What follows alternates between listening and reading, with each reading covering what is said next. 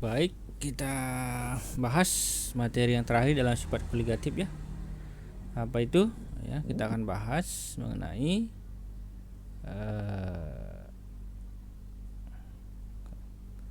kegunaannya ya. Kegunaan ataupun aplikasi sifat koligatif larutan.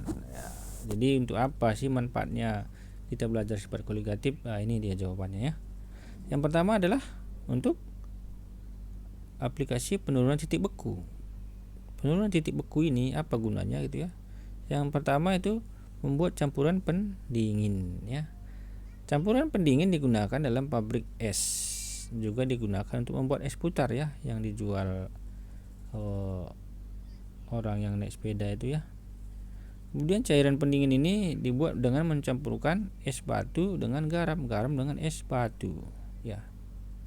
Garam dengan es batu, ini dia. Jadi ini kalau kita campurkan es batu ke dalamnya, ini campurkan garam, aduk-aduk, ini dingin sekali ya, dingin sekali nih. Maka ini bisa kita gunakan sebagai pengganti kulkas ya. Kita masukkan misalnya di sini es lilin, dia nanti beku ya. Masukkan ke dalam plastik kecil gini, tambahkan gula atau apa, air gitu, campurkan di sini, taruhkan ke sini, dia akan membeku. Seperti itu cara membuatnya ya. Kenapa bisa? Karena titik didih larutan garam ini yang kita buat tadi itu di bawah 0 derajat. Titik bekunya di bawah 0 derajat. Jadi sangat dingin di sini ya. Makanya dia dapat membekukan. Kalau kita masukkan air ke sini ataupun larutan yang lain, dia akan menjadi beku. Makanya disebut sebagai cairan pendingin ya, seperti itu dia. Nah, kemudian anti beku. Yang nomor 2 adalah anti beku. Anti beku adalah zat yang ditambahkan ke dalam cairan untuk menurunkan titik bekunya. Ya, ini. Tambahkan ke dalam cairan untuk menurunkan titik bekunya. Contohnya etilen glikol yang ditambahkan ke dalam radiator mobil agar airnya tidak membeku pada musim dingin ya. Jadi etilen glikol dimasukkan ke dalam radiator mobil kan di negara Eropa sana di musim dingin ya, supaya nanti air di dalam radiatornya ini tidak membeku ya, tidak membeku. Apa yang membuat dia tidak membeku? Adanya etilen glikol sebagai zat terlarutnya, itu maksudnya ya. Nah, ini dia radiator mobil itu, ini radiator mobil ini, supaya lebih jelas ya. Masukkanlah di sini, ini etilen glikol. Masukkanlah ke sini. Di sini kan ada airnya ya. Sehingga titik beku air ini tidak lagi 0. Jadi di bawah 0 dia baru membeku. Jadi kalau ada suhu 0 dia belum membeku gitu. Kalau nggak ada etilen glikol ini kan dia sudah membeku air yang ada di radiatornya itu maksudnya ya. Nah, kemudian yang C, pencairan salju di jalan raya, ditambahkan garam ataupun urea ke dalam salju agar saljunya mencair. Kenapa bisa?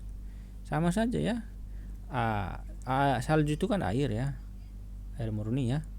Kalau kita tambah garam kan dia titik bekunya di bawah 0 derajat, sehingga nanti pada suhu 0 dia tidak beku lagi, padahal tapi dalam bentuk cair gitu ya. Makanya begitu kita taruhkan garam, dia mencair karena titik bekunya bukan lagi 0.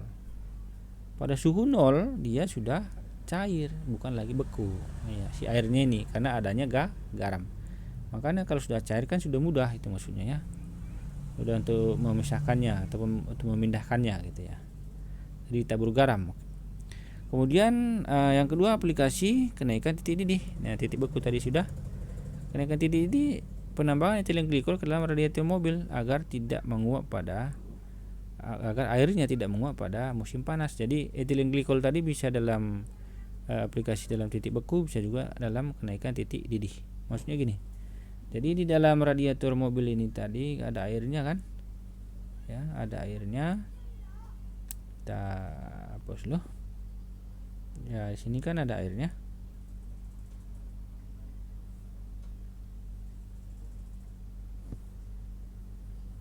Sini ada airnya. Tambahkan etilen glikol ini. Nah, jadi kan terbentuklah larutan. Larutan ini titik didihnya ya lebih besar dari 100 derajat Celcius jadinya. Kalau air murni kan 100 derajat Celcius.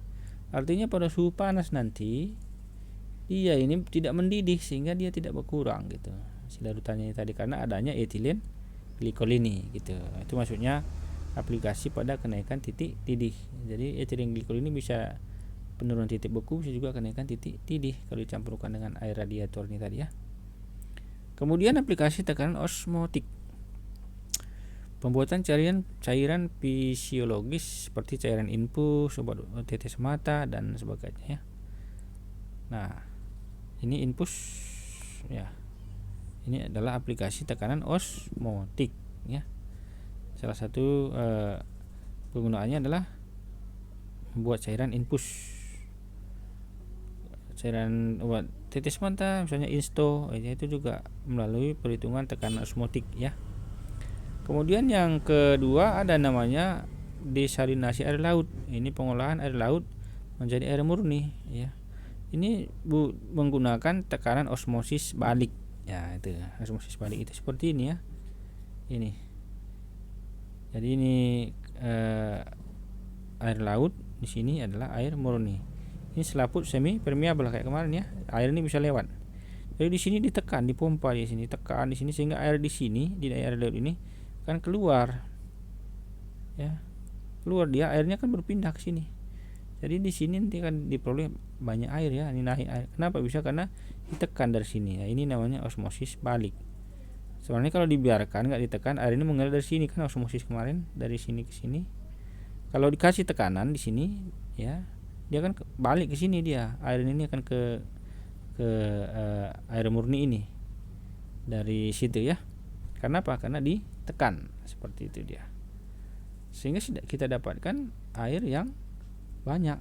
Nah, jadi kalau ini ditekan dari sini dia bergerak ke sini jadi airnya. Kenapa? Ditekan di sini. Ya, ditekan dia maka keluar dari sini ya. Maka diperoleh air murni yang banyak ya. Itu namanya desalinasi ataupun pengolahan air laut menjadi air minum. Jadi air lautnya sebelah sini, air murni sebelah sini.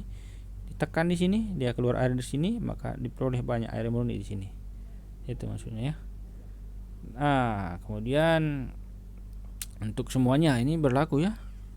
Penentuan MR suatu senyawa ya. Ini bisa semuanya ya.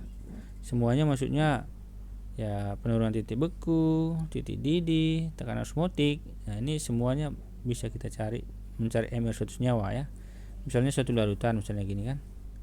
Titik didihnya diketahui. Titik didihnya misalnya diketahui. Kalau titik ini diketahui, MR zat terlarutnya bisa didapat, itu maksudnya ya. Begitu juga kalau diketahui larutan ini titik bekunya, maka MR zat terlarutnya juga bisa ditemukan dengan rumus-rumus yang kemarin ya.